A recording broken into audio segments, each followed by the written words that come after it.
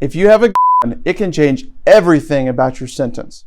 Not always change misdemeanor charges into felonies, but it can significantly impact the charges depending on the jurisdiction and the circumstances of your case. In many cases, the presence or use of a firearm during the commission of a crime can elevate the severity of the charges from a misdemeanor to a felony. For instance, simple assault may be elevated to assault and battery with a deadly or aggravated assault if a is involved in your case. If you're stopped or arrested with a in your case, it is crucial that you contact an experienced defense attorney to find out what implications a has in your case.